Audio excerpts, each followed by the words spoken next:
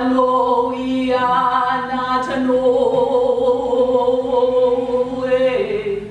o kano e ano ine eli ane hoyo kahiki mai ahiki mai no o ko hiki puno me ke aloha aloha aloha aloha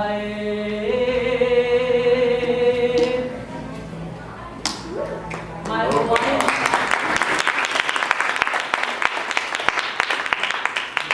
That is a traditional Hawaiian greeting, and loosely translated it means, wow, what a beautiful place we are in, and how amazing are these people who are gathered here. I have been waiting and longing for you to come, and now that you are here, let us all come together in love.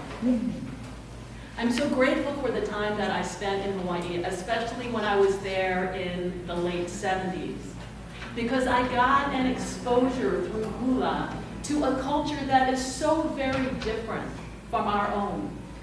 The Hawaiians lived in intimate connection with the biosphere. They lived intimately with all of nature. And they respected the cycles of nature. And so they had kapus, same word as taboo. They had rules that prohibited things like taking fish when the fish were in their breeding season. Good idea, right? Also, they lived in a sustainable, steady state economy. It was not based on growth. It was based on just a natural rhythm.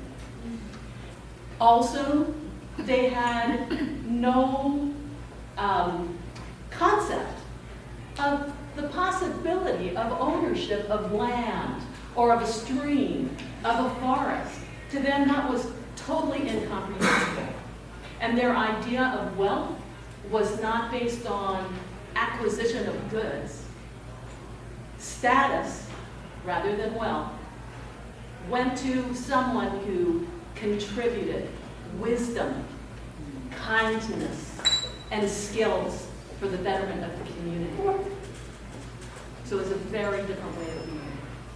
Our modern culture, which has been based on individual achievement, competition, and acquisition, has done an amazing job of bringing the whole world together in an incredible network that's linked by transportation, communication, and we're in the process of linking up the whole world on the Internet of Things, and all of us, so many of us are already on the Internet. And that is fantastic because it sets the stage for us to work together and collectively give birth to a new world. And we need to give birth to a new world.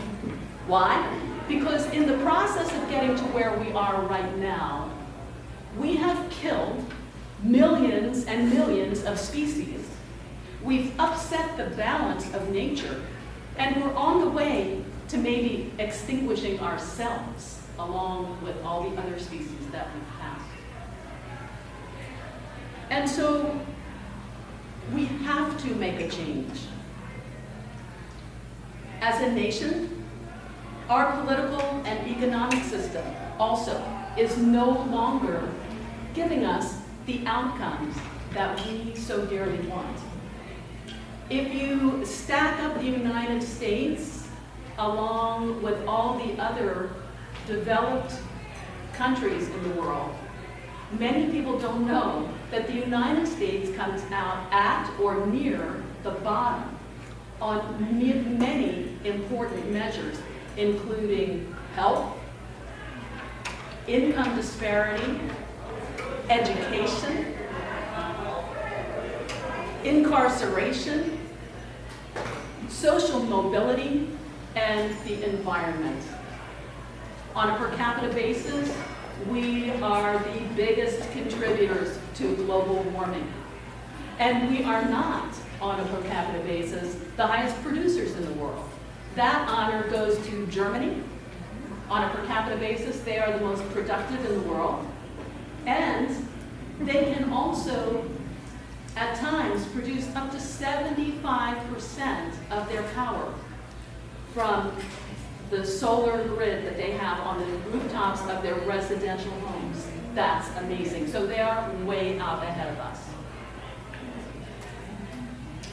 So I was going to say also, unlike the founders of our country that came here, they just left Europe, went to a new world, took it over, and wrote themselves some new game rules. But we can't do that. There isn't any place else for us to go. So we have to transform our world while we are inside the existing system. And it's up to us to do it. There is no one else who's going to do this for us. We have to take responsibility. We need to create a society that measures our government, our corporations, our institutions, and our social practices on whether or not they enhance our capacity to thrive as communities with joy and creativity and full expression. We should judge ourselves on whether our institutions foster love and caring and equality and respect for all. Isn't that what we really want? So there are lots of really cool models out there in the world, and there are lots of people experimenting with how to do this, because we're not the only ones who may notice that it's needed. Some cool models that we can learn from, number one, I'm just going to tell you about, is education. In Finland, they decided to transform their educational system, and so what did they do? Number one, they trained all their teachers to be oriented towards making the kids happy. Number one priority. They eliminated standardized testing. They reduced the length of the school day. They practically eliminated homework, and they basically let the kids be driven by their creativity. And their scores relative to other countries skyrocketed. So that's a wonderful model that we could learn from.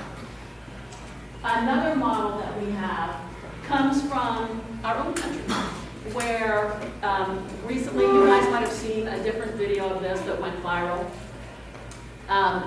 When we had the shootings of the innocent black men earlier this year, and then police shootings, the Black Lives Matter movement in Wichita, Kansas, had planned to do a protest.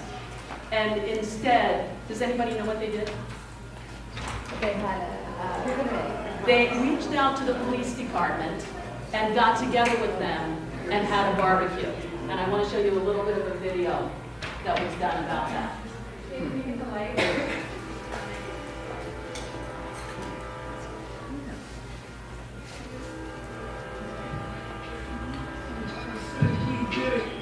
Crazy prize, now I'm in it. Tripping, warrant slipping, barbecue like Thanksgiving. Have conversation with two cops, it seems like they paid attention. Now law enforcement get better, better. Can it really get better? Yeah. Can we really come together? Can we really come together? Yeah. Please put down your Beretta. Nobody holding my sweater. Shake your hands out, better. And law enforcement get better. Hey.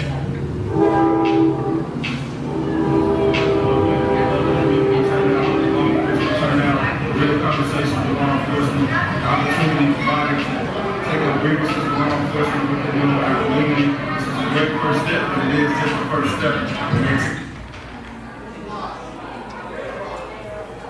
Another example that I'm going to show a little clip from comes from Chicago, where there's lots of gun violence.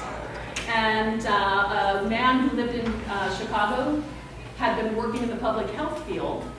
And he then was looking at a map of violent activity, and he noticed that when it showed up in one place, that shortly after that, more violence showed up in that place. And he said, wow, this looks just like the way a disease spreads. And so this is what he did. The main predictor of a violent event was that there was another violent event that happened before it. And that is the way an infectious disease behaves. So I said, oh my God, this is really looking like a contagious infectious disease. And so formed pure violence then. Now, instead of looking at the problem as a legal issue that requires more policing, Cure Violence treats it as a public health issue, sending in healthcare workers called violence interrupters to stop small conflicts from spreading. People like Kobe Williams. Kobe, what is an interrupter? Interrupter is a mediator, basically, to me. It's a person who get out in the community, who have relationships in the community, and who stop and shoot and kill it on the front end before something's happening. People reach out to the interrupters because they know we're good at what we do. Kobe, whose own father was murdered when he was just 11, believes their preventative approach can be more effective at stopping crime than current models. And a study by the CDC seems to support the claim. But for the straight truth, What's up, homie? What's going on with you too? look no further than the streets. It really does make a difference, because you gotta have somebody that came from that walk, and Kobe, he came from that walk with us, he been out here with us since we was kids, So I think that's really awesome, and it's demonstrated that it works. So it's a wonderful alternative. The last one I want to show you is from Canada, where they have responded very differently to the Syrian refugee crisis. In this country, where we're trying to decide if we even want to let anyone from an Islamic country come in, Canada took a really different approach. What they did was they decided that any 5 Canadians could get together as a group and sponsor a Syrian family, basically adopting them and welcoming them to their country. And that group of 5, along with help from the government, would make sure that they had their homes, so they had housing, they had food, that they were introduced to the culture, that they learned how to go to the bank and to go to the supermarket, that they learned the language, and that they were had years of being, 1 year of being fully covered to make the transition. And here's a little clip on that.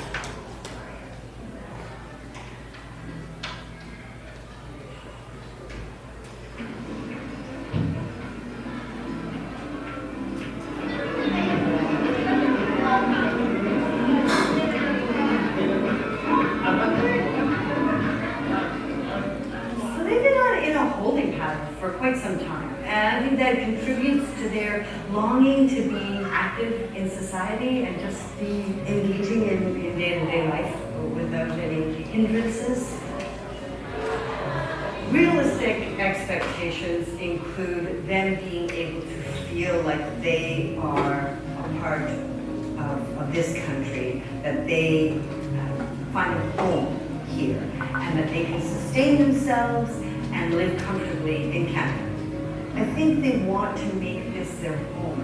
I think they're tired of fleeing. They need to find a place where they can stop and they can raise their children, and their children can be safe, and they can sustain themselves and their children. Everybody will come to me, I feel like if I in my home. And this will encourage me to make a more relationship with Canadian people. Everything is possible, but it is hard. Different is hard and impossible. It's hard, but I can do it. I can do it.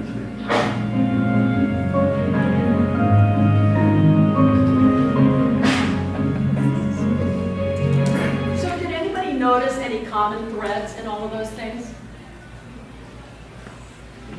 Mediator, the person in the middle, someone reaching out. Someone reaching out? There's no counteraction, so it's not going the force into the resistance against what was happening. It's always a creative, different approach from a different angle. Instead of hitting crime with more police, it's going from the side and creating a connection, and it's always preventative. Awesome. Awesome observation. And you'll notice that in every one, it's a case of reaching out and making connections, connecting with people that you aren't necessarily familiar with. So going beyond your own boundaries. So why should we care? Why should we care? We live in a place where there's great weather all the time. All of us are happy. All of us are well clothed. All of us are just perfectly content. So it's really easy for us to get complacent. But I want to ask you this. How many of you think that you'll be alive in another 25 years? If you think you will be, please stand up. So if you want to be alive in 25 years, you better get your ass in gear. Why do I say that? Because the planet might not be alive in 25 years if we don't. You can sit down, thank you. The answer is that we are the problem. Because our lifestyle, while we don't even see it, our lifestyle of consumption, driving our cars, and so on, is a huge contributor to the problem. So it really is important for us to take responsibility. So in closing, I want to do two things. One is I want to extend an invitation to all of you. And the other is I want to challenge you. My invitation to all of you is that you join with me and come together and play a game that was invented by Bucky Fuller. It's called the World Peace Game. And in the World Peace Game, the planet is laid out, and in every country, the population is shown, the resources are shown, the minerals, the communication systems, the industries are shown, and the human beings are there with their gifts and their problems. And when the game starts, its objective is to make the world work for 100% of humanity in the shortest time possible, without ecological offense or disadvantage to anyone. So you get to actually play the games of the countries in the world, play the parts of the countries in the world, and see if you can make the world work. It's a really super transformative experience. And I'm working on bringing it here with Scott, our magnificent host here at Eve. So it's going to be incredible, and that should happen in the next couple months. And I really want to welcome you to do that. And if you are interested, please put your name and email address and phone number on the clipboard that's being passed around, and we'll get in touch with you. The second thing that I want to do is I want to challenge you. I want to challenge you to have a dream, not a me dream. We all have me dreams. We all know what we want to achieve. We all know where we want to go. We know how we want to get there. And that's great. We need a me dream. But I want to challenge you to have a we dream. I want to challenge you to have a dream for our community, to have a dream for our nation, and to have a dream for our world. And I'm not talking about just a couple of words. I want to challenge you to think about how we will set our goals, how we will measure our accomplishments, and how we will actually move into the future. The World Game is a great way to get started on that, so let's do it. Please come and play.